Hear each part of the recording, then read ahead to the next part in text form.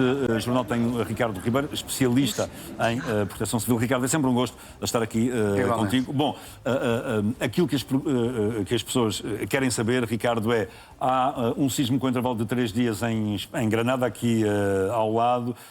Nós temos sempre o trauma do grande terremoto de Lisboa, de 1755. Poderá haver aqui uma relação causa e efeito entre uma coisa e outra? Elas estão interligadas na medida em que Portugal está na placa euroasiática e este sismo ocorreu na placa africana, mas elas são convergentes, portanto elas têm este movimento de subducção, uma sobre a outra e, portanto, impactam uma na outra, provocando isso que estamos a ver aqui, Ricardo, são as duas placas que estão em interseção, não é? E nós depois, mais à frente, vamos ver isto mais em termos gerais, mas esta é a relação que existe entre as duas situações. Portanto, a placa africana converge com a placa euroasiática. Mas não querendo criar aqui alarmismo, apesar de serem placas diferentes, são convergentes. Se há aqui uma oscilação nesta placa, não pode afetar a nossa placa? Não, é essa convergência, portanto, que provoca uma ligação, sismos, não só aqui, como inclusivamente na rede sísmica que nós vamos ver, na estrutura sísmica portuguesa, que é influenciada por toda esta pressão dos tais 5 milímetros por ano entre as duas placas. Já agora... Agora vamos olhar para dados... Mas antes disso, a questão do...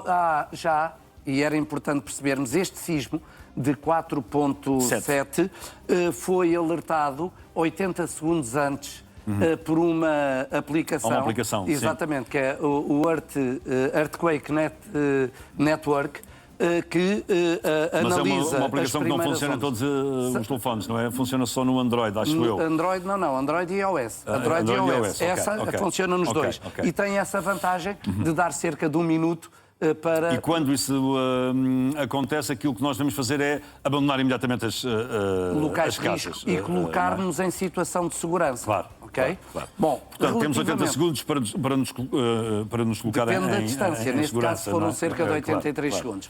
Bom, aqui temos uma visão geral, porque os sismos acontecem muito mais do que nós julgamos. Neste caso concreto, nós tivemos sismos igual ou superior a 5, desde 1 de janeiro até 18 de agosto, e muitos deles com 7 e mais de 7 na escala de Richter. 85 de 7 ou mais e 12 de 8 ou mais. Isto desde 1 de janeiro. Portanto, estes são, de facto, as principais falhas tectónicas. Está aqui exatamente a nossa, onde ocorreu...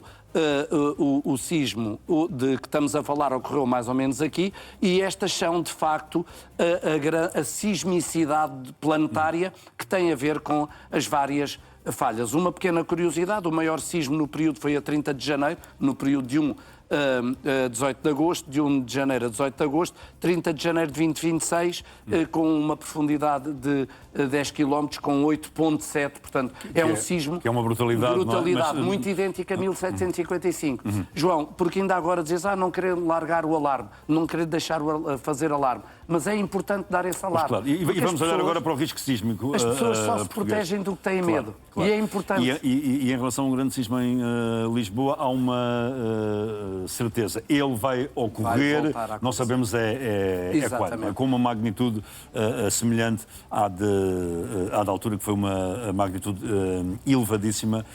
Bem, não sabe bem ao certo, mas foi entre 7 até 8. Não, 8,5, 8 ou 8,5, claro. É até quem fala 8,5, 9. Portanto, foi uma situação. E foi, pensa-se, aqui nesta zona, no Banco de Gorrins. Mas para as pessoas perceberem, a magnitude de Richter tem esta escala. Começamos a ter problemas a partir de 4.9.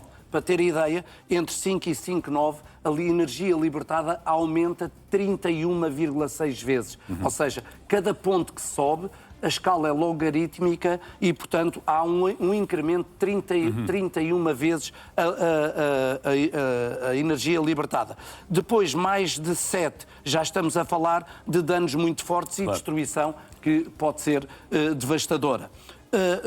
De facto... Há aqui um dado neste quadro que tu elaboraste, como proteger vidas e reduzir danos. Nós vamos ter um painel só para isso, mas essencialmente construir e reabilitar edifícios em condições, reforçar edifícios antigos. Isto são decisões estratégicas gerais. E isso é um problema que em Lisboa é um problema muito grave. Vamos às normas. Era exatamente estas as prevenções, construir e reabilitar em segurança. Cumprir as normas de construção antissísmica é uma obrigação legal, reforçar os edifícios. O problema é o edificado que existe anterior a estas normas. Não é? Depois, dentro de nossa casa, há a necessidade de fixar estantes, armários, prateleiras, colocar as coisas menos pesadas na parte de baixo. Por vezes em nossas casas temos panelas, jarras, etc. Tudo isso representa os objetos mais pesados nas prateleiras de baixo, por motivos óbvios. Depois preparar-se antes do sismo. O tal kit de emergência, não é? Nós vamos falar, temos um slide só para isso. Plano de emergência familiar, kit de emergência, que vamos ver mais à frente. Durante o sismo é muito importante proteger, baixar e aguardar. E há aqui um aspecto importante. Durante o sismo... Proteger uma zona segura, não é? Debaixo de uma mesa, de um banco, de uma cadeira. Há quem também fale no triângulo de vida, que é ao lado dos grandes móveis, como se faz. As pessoas que muitas das vezes sobrevivem estão nesse triângulo de vida. Porque em caso de derrocada é mais fácil criar ali uma bolsa, um triângulo de sobrevivência. Tal triângulo de vida, sim. E esta questão é muito importante. Durante o sismo, em especial se for de noite, muitas das vezes os pais têm a tendência de ir a correr para ajudar os filhos. O que é importante é que os pais se preocupem a explicar aos filhos o que é que eles têm que fazer. Claro. E depois, durante o sismo, é muito arriscado saírem, porque durante o sismo partem-se vidros, soltam-se fios elétricos, e os pais, ou quem for, saírem de um quarto, de uma sala, para outra, no escuro, porque pode não haver eletricidade, acabam por também ficar vítimas dessa situação e depois não podem mesmo ajudar.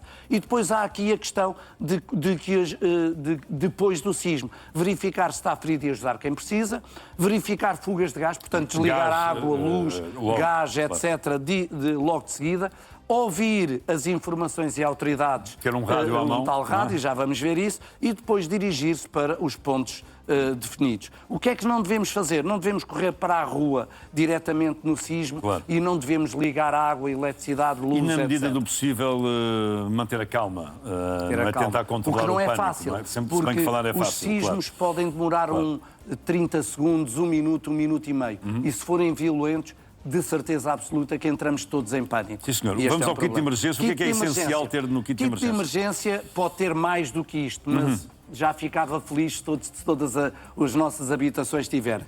No seu kit, água, 1,5 litro por pessoa para 3 dias.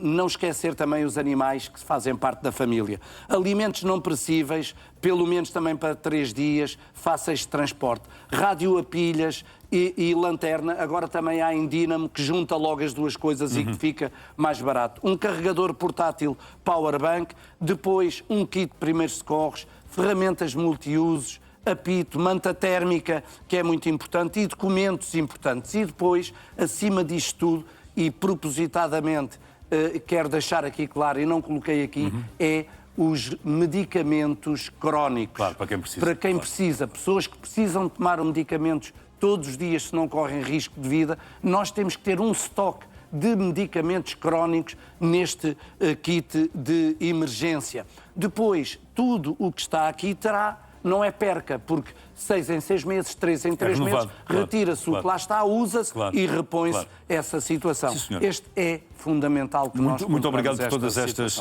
explicações e por todos estes alertas, Ricardo. Muito obrigado. Obrigado, João.